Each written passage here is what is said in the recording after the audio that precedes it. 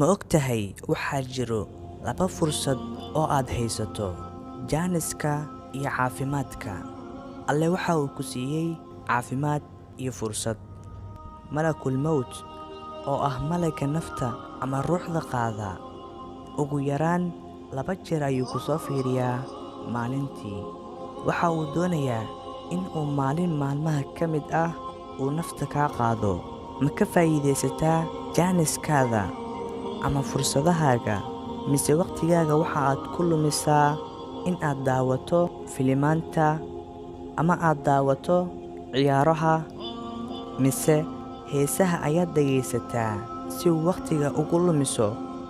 Soo ma ogid daqiiqad walba oo ku dhaafta in aysan soo laabanayn, oo waxa ay ka go'aysaa waqtigii lagugu talagalay in aad noolaato. Haddii aad waqtigaaga ku lumiso waxyaabo maalayacni ah, ogow, daqiiqadahaas go'aya waxa ay ka go'ayaan noloshaada, oo waxa aad u sii dhowaanaysaa geeridaada. Alxamdulillaah, waad caafimaad qabtaa. Waan caafimaad qabnaa, balse waxaa jira qof jiran ama xanuunsan, qof aan hadli karin oo sariir iska saaran, qof aan socon karin, qof aan wax cuni karin. Ka faa'iidayso caafimaadkaaga.